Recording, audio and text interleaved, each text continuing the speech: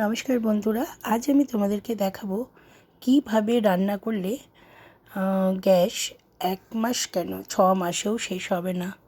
গ্যাসের দাম যেভাবে বাড়ছে তাতে করে কিন্তু আমাদের গৃহিণীদের ঠিকঠাকভাবে যদি আমরা গ্যাস বাঁচিয়ে রান্না করি তাহলে কিন্তু আমাদের গ্যাস 6 মাসেও শেষ হবে না। তো আমি সেই ট্রিক্স তোমাদের সামনে নিয়ে এসেছি।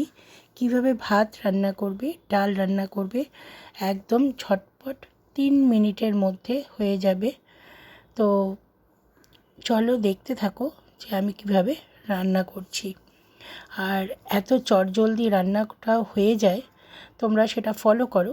যে গ্যাসের দাম যে হারে বাড়ছে সেই হারে কিন্তু আমাদের রান্নাবান্না, ধরো আমরা তো কেউ শুধুমাত্র ভাত ডাল খেয়ে থাকি না, অনেক কিছুই রান্না হয়। তো সব কিছুই সেভ কীভাবে করবে আমি তোমাদের দেখিয়ে দেব।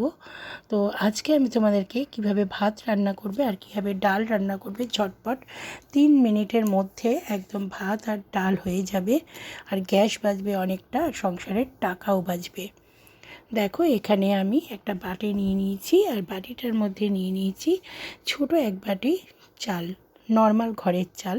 তার মধ্যে আমি দিয়ে দিয়েছি 1 চিমটে বেকিং সোডা, আর দিয়ে দিয়েছি 1 চামচ লবণ, আর দিয়ে দিলাম একটুখানি লেবুর রস। এবার আমি এর মধ্যে দিয়ে দেবো জল। আমি কিন্তু চালটা এখনও ধুইনি, এটা কিন্তু নর্মাল যে চালে ভাত খাই সেটাই। তো কিভাবে করলে এই ভাতটা মানে চালটা তাড়াতাড়ি ভাতে পরিণত হবে সেটাই দেখাবো তোমাদের। তো দেখো এখানে সব কিছু নিয়ে 1 চিমটি বেকিং সোডা আর লবণ আর লেবুর রস, চাল অনুযায়ী নেবে তোমরা, চাল বেশি হলে তো বেশি নিতে হবে। এবার আমি এইটা ভিজিয়ে রাখলাম, এটা আমি রেখে দেব প্রায় 15 থেকে 20 মিনিট রেখে দেব। আর এখানে দেখো আমি নিয়ে নিয়েছি আরেকটা বাটি, আর এই বাটির মধ্যে আমি নিয়ে নিয়েছি 1 বাটি ডাল। যেরকম লাগবে সেই অনুযায়ী তোমরা নেবে। আমি এখানে ছোটো 1 বাটি ডাল নিয়েছি, আর ডালটাকে এবার আমি ভালো করে ধুয়ে নেব। ডাল কিন্তু এইভাবে ভালো করে চটকে চটকে জলের মধ্যে ধুতে হবে, বেশ অনেকবার 2-3 বার ধুতে হবে, কেননা ডালের একটা সাদা সাদা দেখো জল বেরোয়। তো দেখো আমি এখানে অনেকবার ধুয়ে এনেছি। তো ফাইনালি আমি এখানে জল দিয়ে দিলাম। জল খুব মেপে দিতে হবে ডালের মধ্যে। দেখো খুব বেশি কিন্তু জল আমি দিইনি, এতটাই দিয়েছি যেটাতে ডালটাই শুধু সেদ্ধ হবে। অতিরিক্ত কিন্তু যে জলটা ফুটবে, গ্যাসটা নষ্ট হবে, সেটা কিন্তু আমি করব না।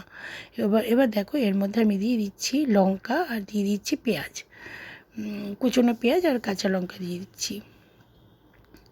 দিয়ে দিলাম লবণ, আর দিয়ে দেবো হলুদ গুঁড়ো। সব কিছু একবারেই আমি দিয়ে দিচ্ছি।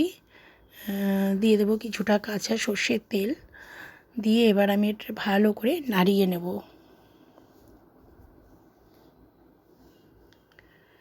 দেখো আমি যেভাবে করছি সেইভাবে তোমরা যদি করো তাহলে দেখবে যে গ্যাস কত দিন চলবে। এবার দেখো আমি এটা বসিয়ে দিলাম। গ্যাসের ফ্লেমটা কিন্তু আমি একদম লোতে রেখে দেব, কারণ বাড়ালে কিন্তু গ্যাস একদম নষ্ট হয়ে যায়, চারিদিক দিয়ে গ্যাস বেরিয়ে যায়, দেখবে সেজন্য দরকার নেই, একদম লোতে রেখে দাও। দিয়ে দেখো আমি এখানে একটা গামলায় জল বসিয়ে দিয়েছি, সেই জল শুদ্ধ আমি ঢাকা দিয়েছি। আর এই গামলার যে জলটা এটা কিন্তু গরম হয়ে যাবে আস্তে আস্তে। এই জলটা কিন্তু অনেক কাজে লাগবে, আর কি কি কাজে লাগবে সেটা তোমরা দেখতেই পারবে। দেখো তাহলে কি গ্যাস বাঁচলো না সেটা তোমরাই বলো। এটা কিন্তু অলরেডি গরম হয়ে গেছে, আর ডালটাও কিন্তু দেখো অনেকটা সেদ্ধ হয়ে গেছে। দেখো 80% মতো কিন্তু সেদ্ধ হয়ে গেছে। তো আমি আরেকটু সেদ্ধ করব, একদম বসানোর সঙ্গে সঙ্গেই কিন্তু সেদ্ধ হয়ে যায়। আমি আবারও ঢেকে দিয়েছি জল দেওয়া গামলাটা, জলটাও বেশ গরম হয়ে গেছে। তো দেখো জলটা কিন্তু আলাদা গরম করলে গ্যাসটা কিন্তু প্রচুর খরচা হয়ে যেত, কিন্তু এখানে কিন্তু সেটা হলো না। ডালটাও সেদ্ধ হয়ে গেল, আর জলটাও কিন্তু আমার গরম হয়ে গেল, যে জলটা আমার রান্নার কাজে লাগবে। এবার দেখো এই ডালটা কিন্তু অনেকটাই সিদ্ধ হয়ে গেছে, একদমই সিদ্ধ হয়ে গেছে।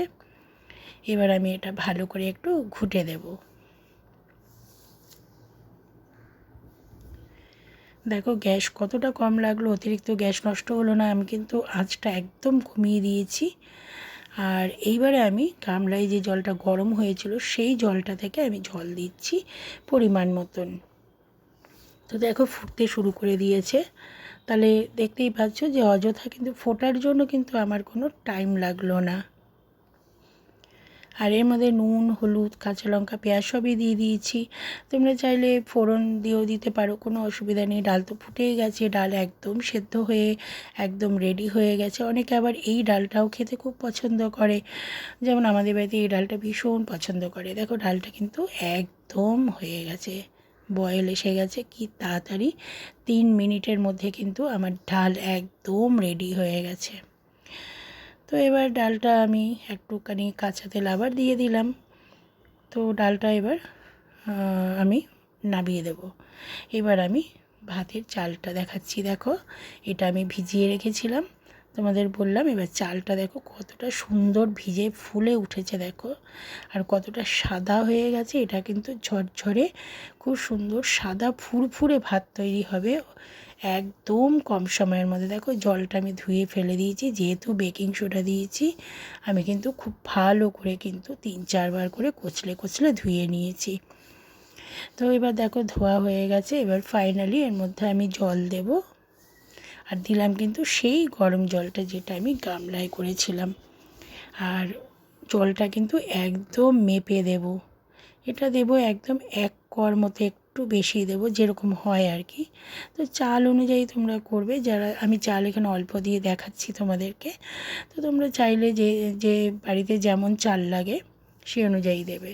তো দেখো আমি কিন্তু ভাতটা বসিয়ে একটুখানি ঢাকা দিয়েছি জাস্ট, আর গ্যাসের ফ্লেমটা কিন্তু লোতে আছে। তাই দেখো কতটা ভাত হয়ে গেল তাড়াতাড়ি। বিশ্বাস করো এত কম টাইমের মধ্যে ডাল আর ভাত হয়ে গেল, আমি তো ভাবতেই পারিনি। দেখো ঢাকা দিয়ে রেখেছিলাম, জলটাও শুষে গেছে আর ভাতটাও কিন্তু একদম হয়ে গেছে। দেখো কতটা ফুরফুরে ভাত হয়েছে, একদম সাদা ধবধবে ফুরফুরে ভাত হয়েছে, তাও আবার 3 মিনিটের মধ্যে একদম রেডি। তাহলে দেখো কতটা গ্যাস বেঁচে গেল। ভাতটা দেখো হয়ে গেছে।